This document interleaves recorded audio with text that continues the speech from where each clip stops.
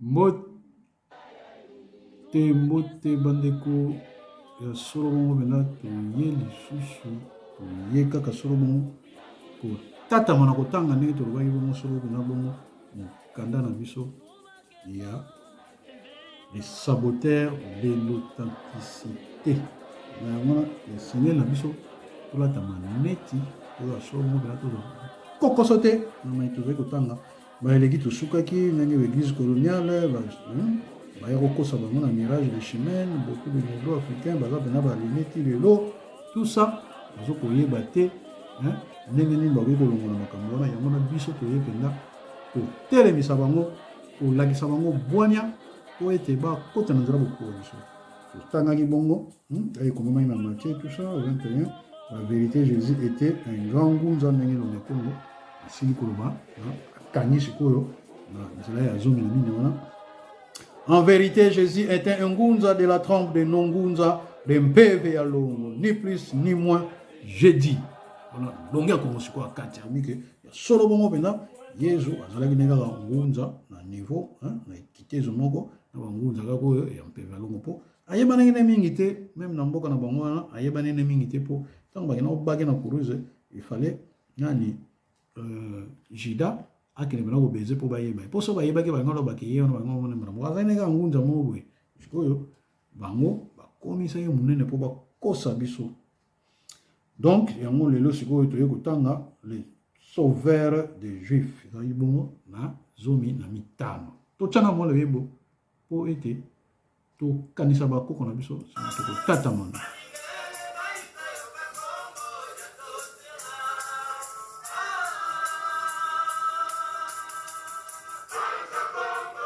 Et quand il y a un catou,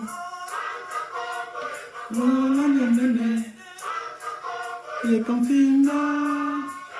comme il boulot bien ici.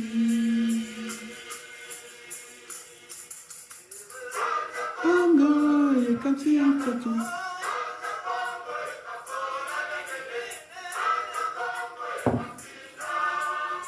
c'est la comme il boulot bien ici. Ya solo bongo bena bandeko nzembo oyo ezokoloba ndenge mbanza kongo ebebaka moni ntango bataille mwila wana ekoyaka ntango babotolaka biso pena mboka na biso bato mwindo babungaka nzela baya avitaki mpe bakei base ale mbanza kongo ekomaka zamba nzala makasi ekotaka kuna bolimisa bandeko zamba wana sikoyo ekomaka banyama minene bakomaki kovanda kuna donc mboka ebebaka.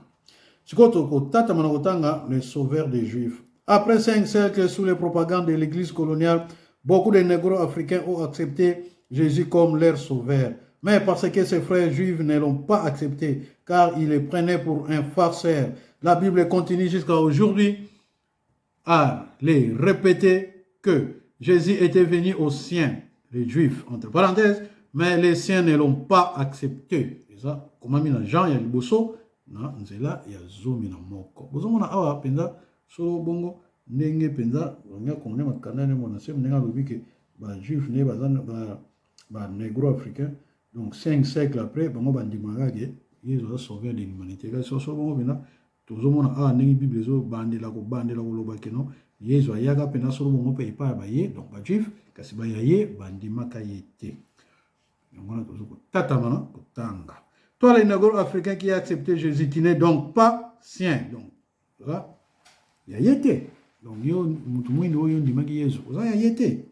alors, que valent tous les slogans creux, Nayambi Ye, Naïna Bala Yesu, puisqu'il n'est pas les tiens. Bon, parce que l'on a beau toujours, Nana Yamba Yesu, Nana Bala Yesu, oh, Boyna Boye. C'est quoi, il y a un air, il y a Yamblene. Mituna, Yamba Yesu, Nain. Kokamo, hein. Ya solo bongo tokotanga notre Père qui est aux cieux. Tokotanga wandambu wana simanango suka wana pe tokotatamana mikro yelanda yasima wandambu. Un jour Jésus a appris à ses disciples à prier. Il leur donna la fameuse prière qu'on appelle le Notre Père. L'église coloniale nous dit qu'après la mort de Jésus, l'Esprit Saint vint dicter cette prière à Matthieu. Luc, etc., etc. Dictant cette prière à Matthieu, le Saint-Esprit. Donc, tourner. Est-ce qu'il y a seulement maintenant? Dit. Il y a maintenant le Saint-Esprit. Bon, notre Père qui est au ciel, que ton nom soit sanctifié, que ton règne vienne, que ta volonté soit faite sur la terre comme au ciel. Donne-nous aujourd'hui notre pain quotidien. Pardonne nos offenses, comme nous aussi nous pardonnons à ceux qui ont offensé. Ne nous induis pas en tentation, mais délivre-nous du malin. Car c'est à toi qu'appartiennent dans tous les siècles les règnes, la puissance et la gloire. Amen. Amen.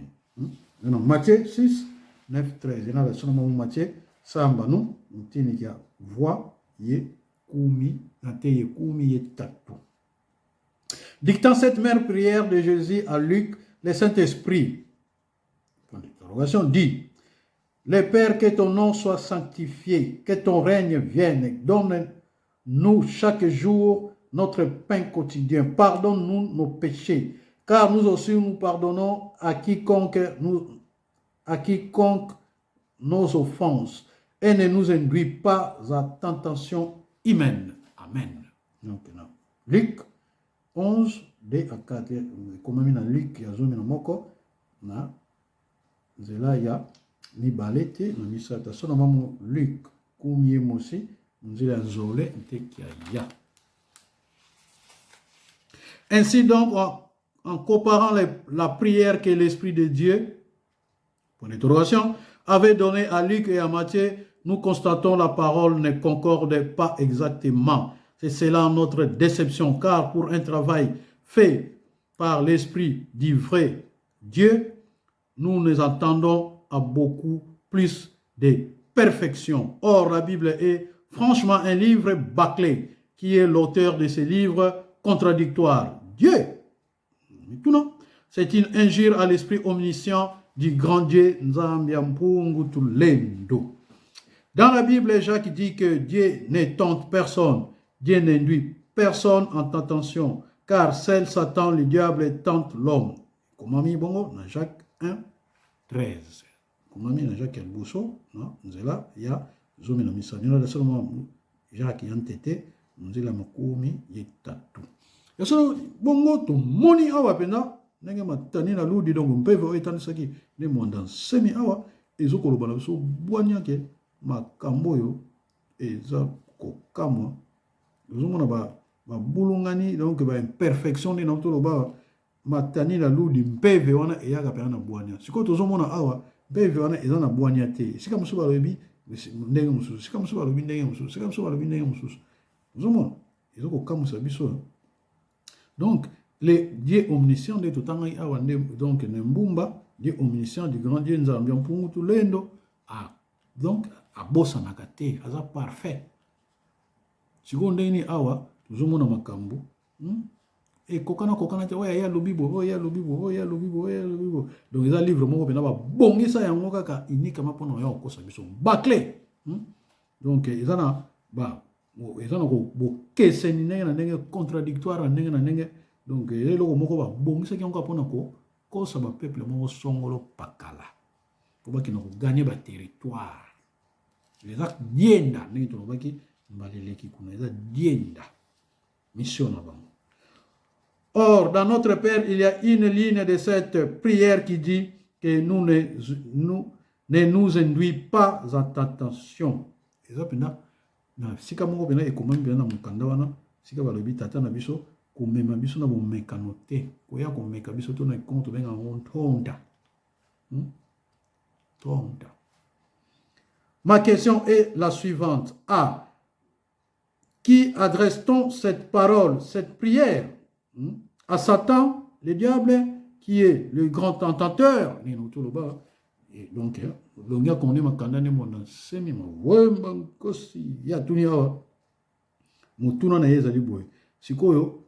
maloba o nyoso tu oyo, lo sambo o nyoso eza pona ya bulu to yem tazali mutu ya tantaka batu. Toi mekaka batu mutema talaka donc talaka batu mutema o benga ngo mbamba ntima voilà yo ko mekaka batu solo bongo pena. Est-ce que zali pena bongo? Mais tout na batuni hein. Bien mo pesa bien no kuna po so boke kotanga ngo eza na ba Jacques 1 13 tout ça siko maloba o eza siko ya solo to maloba moko ba bongisela yango pona batu moko songolo pakala bongo bango moko pena to lo baba mindele ba tonda na bwanya ba tonda na mayele ta ba vanda siko tanga ngo so okei na mangomba oya ba catholique awa eti biso na Belgique awa so okei na basilique tala batu mwindo baleki mindele na mingi bazoke na okota tala mulongo wana nga nazokende siko ziko na biso na matonge na chaussée de Wavre numéro 78 ntango nazokende kuna sikoyo nazomona sikoyo mulongo wana ya bato wana nazoseka bango tala baoyo baperdi bakokuta ata nzambe na bango mwa mutu mwindu kuna na bikeko kuna te bakokuta ata fungi mbangu te bakokuta ata anuarite te bakanza pe te mvide mukulu pe te akongo mongali pe te kasi tala mulongo basalaka kuna mpona kokota kuna kokamwa tata nzambe bon moye tosala eza te esengeli na biso kaka kotanga po tolamusaka bino mikolo nyonso totanga na 17 donc na zomi na sambo totanga mukumi Samboria Lot les grands prostitués. La Bible nous dit que Dieu décida de détruire la ville de Sodome et Gomorrhe à cause de la prostitution sexuelle. Comme mis sur le Genèse 18 23 à 33, Genèse 19 4 9. Il y a son Genèse kumi nana munzila ya makumole yetatu na te makuma tatu yetatu mu Genèse mu nzila ya kumi evwa mu tini ya Genèse kumi evwa mu ya na te luvwa na te voix milengo nzila ya na te voix ekomami na Genèse na nzila ya zomi na motoba zomi na mwambe na ekomami na Genèse zomi na mwambe bolimisa bandeko na bunge zo kokota wa ba donc yango esengeli to bandela sokoloba ekomami na Genèse na zomi na mwambe na nzela ya tukumi bale na misato ti na tukumi sato na misato ekomami lisusu na Genèse zomi na libwa na nzela ya mine ti na libwa. Mais avant de détruire ces deux villes, Abraham s'entendit avec Yahvé pour sauver Lot, conseil juste et non fuyé. Ainsi, avant la destruction du Sodome et Gomorrhe, on fit sortir Lot et ses filles qui allèrent se cacher dans les montagnes des environs. Là où ils étaient partis, se cacher. La première nuit, Lot a eu des rapports sexuels avec sa première fille et l'engrossa. Après, il engrossa sa deuxième fille. Pour tenter de blanchir Lot, l'église coloniale prétend que Lot l'avait fait sous l'effet de la boisson. Ainsi, ils ne savaient pas ce qu'ils avaient fait. Cet argument ne tient pas debout car l'organe sexuel de l'homme ne peut pas se redresser et pénétrer dans le corps d'une femme sans la volonté de l'homme lui-même. So bongo, ce qui n'a pas. Donc, bango balobi ke tango balobi ke nzambe alingaki aboma Sodome na Gomorrhe parce que komaki solo bongo penda na kindumba donc balobaka na langage courante pour biso na bakongo kindumba ezali kaka kosala maquillage kobima kitoko mwana mwasi elenge mwana ndumba to mademoiselle ne baloba na bapaya mwasi una na bali te babengaka ye mwana ndumba elenge mwasi moni soki olingi obima ozwi basali batire bakoli babiloko komi kitoko po mobali na yo mpe na ndako asepela na yo babengaka yango ye esa kindumba azosala kindumba ezali te ke ndenge bino bobengaka wana kindumba ndumba te biso na bakongo to benga yango kintsuza ezali kokende koteka nzoto na yo mpona mosolo to ozali kokosa mobali no na ndako wana eza kintsuza kasi kindumba elekisi kaka kosalela kitoko na yo bo jeunesse na yo mwana ndumba ye mwana ntoko siko elenge mobali no ye alati pe kitoko mwasi pe alati kitoko tala mwana ndumba ye mwana toko tala elenge mobali na elenge mwasi na elenge mobali koyo bampova wana maloba wana bosalelaka yango na ndenge esengeli te mpo bakoko na so ntango bato bautaka na likolo ntango bayaka na lisasa ntango me wetisaki ndumba mwana mosala azotambola azosala fiere azodenda me wetisaki ndumba kiani azokosala bafiere na ye siko bato bautaka likolo lokola bango bayaka na makambo wana eza ndenge na bango salaka na bango yango eza ndenge na ezaleli na bango tokoki kobomba bango to eza nature na bango ali bango siko bamoni siko bazwi komba ndumba wana bapesi yango siko bato na bango wana oyo basalaka kintsuza yango no ekomi tamboli ndumba ndo bato koma mpe azomona so azofinga ndumba azofinga mwasi kitoko azofinga te azobana mwasi kitoko ndumba mwasi kitoko azolobana mwasi kitoko yango wana so mutu alobi na yo ndumba naza kitoko mwasi oseki osali mwa osaliki ndumba na yo wana so babino kintsuza bafingi yo ozo koteka nzoto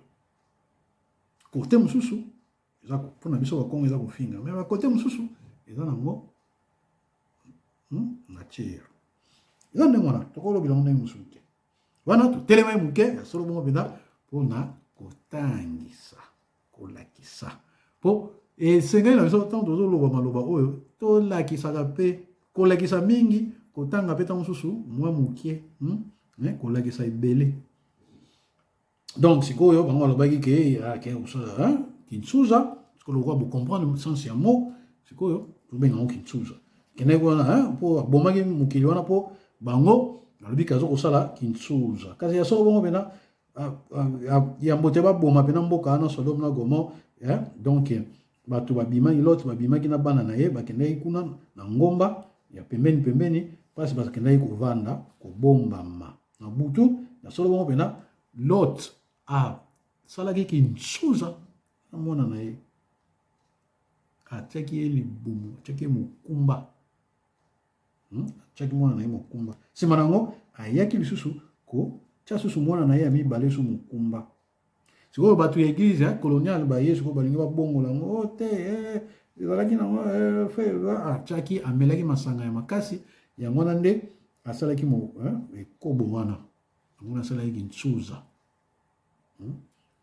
asalaki kintsuza yango wana sikoyo longe konde makandela nde mona nsenga alobi ke babiloko wana bango bapusaki liboso wana baargument wana kosambo bango basambelaki wana bakosaki mpo moto soki ameli masanga alangi masanga nakikongo babenga yango kolwa malavu fo muntu nuyende malavu mangolo mboki eti kola malavu azoki basomoka mosala ta komi kizengi ekaki yungu babenga ye kolwa malavu donc tolobake ye akolwaki masanga amelaki masanga langwe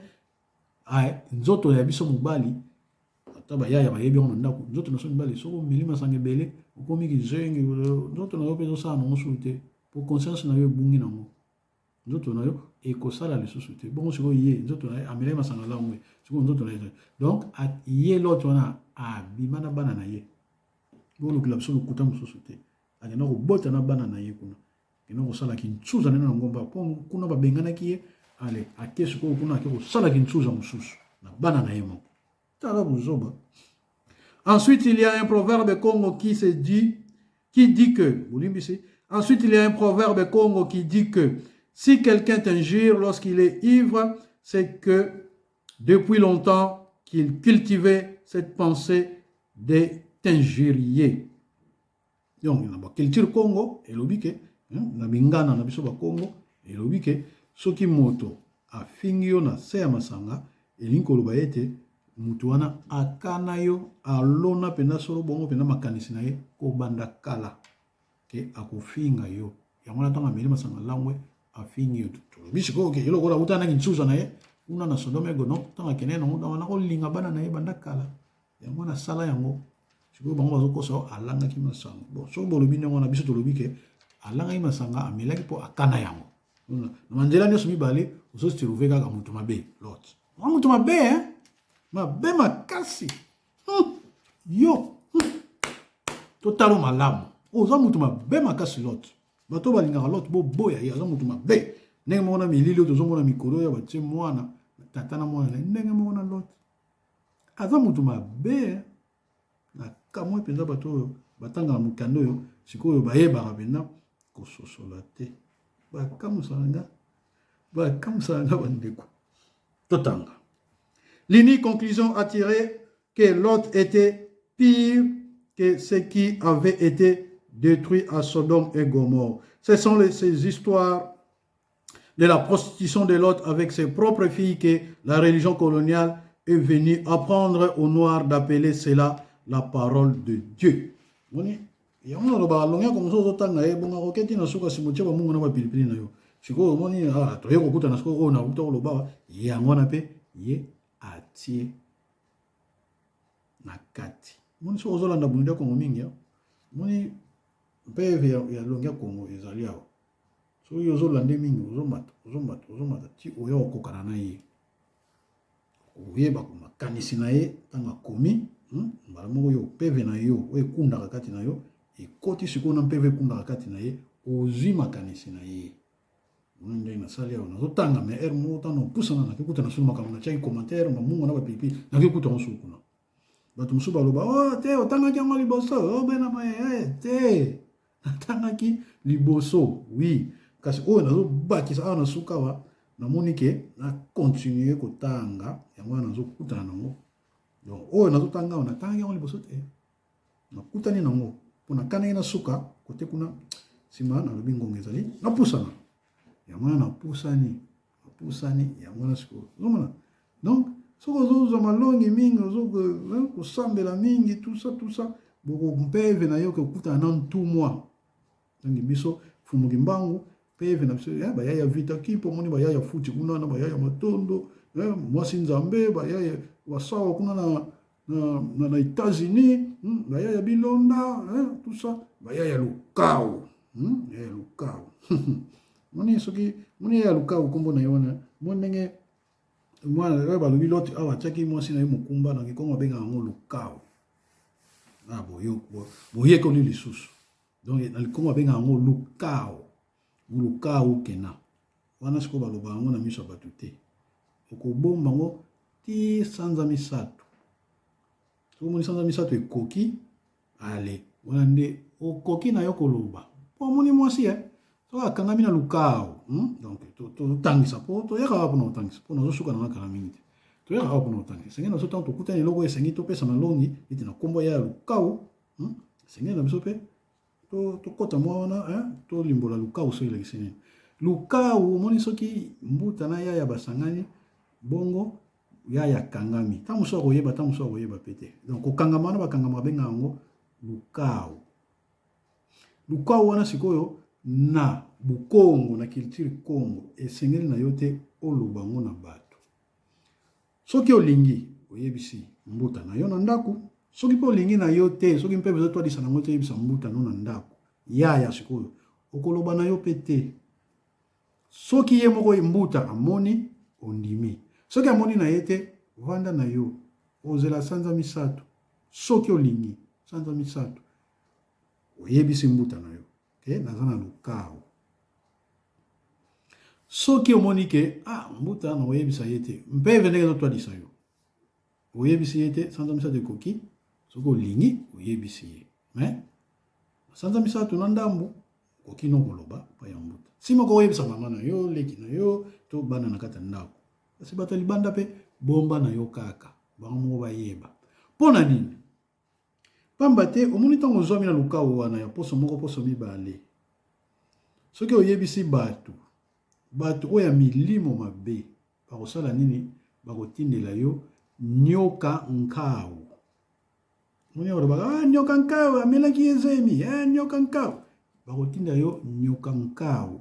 wana osala nini akoya komela fétiche wana omona ozalaki na zemi no ya sanza moko sanza mibale sanza misato zemi ebungi yo moko ozoyeba ntango so oyebisaki mpe mbuta te ozoyeba te nazalaki na nga nasala mobali na nga surprise ndenge nini nazomona so eloko te donc oyebisaki ntango so mutu moko libanda ntango so camarade moninga na yo ntango so nani sikoyo aza na bampeva mabe ntango so otambolaki mpe na nzela okangaki mutolu na yo te yango moni soko oza na mokumba soki yo moko ya yoyebi oza na mokumba kotikaka motolu na yo libanda te mpona bana bazobotama les nombrils ne se reste pas ne se voit pas emonisaka kaka na miso mobali na yo na kati ya ndako nombril balakisaka yango na balabala te libanda te mpo bato mpe baza na miso mine baesprit mauvais bamaléfique batambolaka na nzela bazokotalatala bino soko bamoni mwa lumière ezali awa abendi atindeli yo noka nkau wana asali nini ameli mokumba na yo ozomona mokumba eza lisusu te donc initie bino bayebaki te wana eza kaka moto wa mpuku ngiatukula yaka kasi soki oye na bunduli ya Kongo esika koyekola ebele mpona nini kolata kitambala na motu mpona nini ndenge napesi kama motolu wana eza kaka ndambo po totombe kaka na nkombo ya lukao kasi soki olingi ozwa ebele bunduli ya Kongo kuna nde kozwa ebele mokili kotambola ndenge mosusu omona komona na biloko bato bazomona te yo ozomona ngo mwana mobali okobosana kosubela nzete mona omoni nzete bato bazokola nango ye olingi okende osubela ngo eza mabe makasi ozokofinga bisimbi oyo bakundaka na kati ya nzete wana kokunda yali oyo ce qui prend vie oyo ezoprendre vie na kati ya nzete wana yo soki oke kosubela masube ezalaka deja ammoniaque soki oke kosalani okoboma nzete wana soki kosalani mabele eza nango wi emelaka nyonso me oyo eza pembeni na nzete te mabele emelaka nango nyonso oyo esalaka bafiltrage nango makambo nango yo soki oke osubela nzete wana esala nini ekomela sikoyo baammoniaque wana wampeshe nzete etambola malamu ezala malamu baange oyo bakundaka kati nango bon mpona lelo nakanisi tosuki wana mbala nsima nde tokotanga na nzela ya zomi na nini zomi na mwambe wana esika tomoni Judas et sa belle fille sika wana nde tokotanga me lelo tosuki na Sodome et Gomorrhe prostitution ndenge banoir balandaka religion ya bapaya et tout ça après ntango baomona prostitution wana olota asalaki na mbaya na ye bango bazobenga yango maloba na nzambe omoni lokuta bwania ezali na bunduli ya Congo soki oza na Belgique oye na chaussée Le Havre 78 na 1050 Bruxelles métro Pédenam porte de Namir Matonge soki ya solo bongo pena ozala na Paris okokende na Rue Rose numéro 29 esika po okutana muta ntiri ya nkuka muta mbumba ya mavinga yengeke no kuna nde okokutana na bayaya na biso na bakoyamba yo na bwana na mbuta Kongo tembo okuta bango kuna esika wapi okosambela na bango okozwa bwania na Rue Rose numéro 29 ya solo bongo pena na Paris Panama pona biso bato Panama Parigo solo bongo pena na Rue Rose numéro 29 na Porte de la Chapelle Paris 18e kuna pena esika pena yo kozwa bwania ya solo oyo nga na tangi eza kaka mtu wa mpuku ngiatukula yaka mutu ya mpuku ebaneli ya kwanga kasi oke kuna okozwa pena bwana ya solo soki oke na Londres okozwa kuna pe bwana ya solo ya biso mbuta kusa za kuna solo bongo pena na Londres bundu ya Kongo ezalaka pe kuna moni ke na Sweden kuna pe okozwa kuna pe ya kafu kuna esika wapi na bambuta lutumba bazali bayaya ngatswa bayaya wandiwa solo bongo soki bokoti pena na Facebook bobeti mwana Kongo Vita Kimpa maye nyonso nga na tangi awa maye nyonso longi akonga koma ye azwa mosala na ye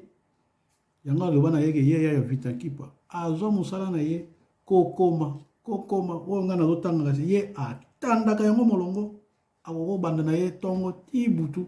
mosala asalaka yango wana ya bakulu bamwela Congo mwana Congo vita kimpa ya na ngai elonga yenge kia kutata mana vita mpulusa Congo yaya wandiwa yaya wa mushindu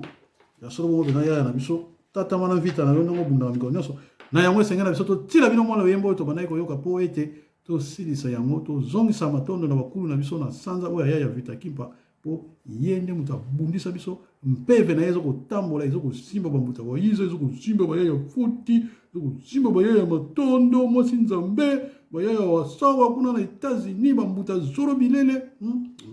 zoro muta bilele yezo kosimba kuna donc bo tata ma bitumba oyo ya combat fédéré po mboka na biso bwanya bakoko na biso balobango eza bilaka ekokokisama ti ya Congo inatungwa muluzolo lo batata bampungu tulendo matondo tolanda loyembo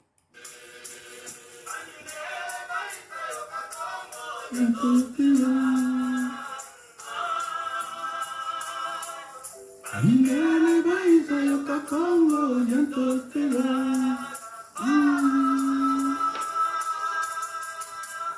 Congo yokansi yokaku Yokango la demene Yokantina Wigulu bensisi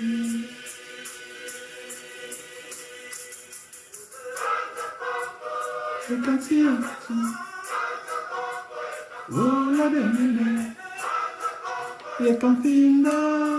Yazala kwa bibulu bensisi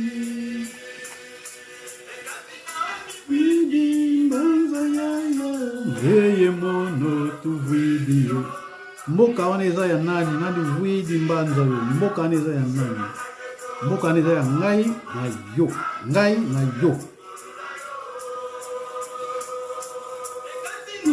vidi mbanza yo yeye mono tu video yega musika mabozozo la nini pobola muka to simba na biso mupaya benga na ye yaya vita kumbanza Congo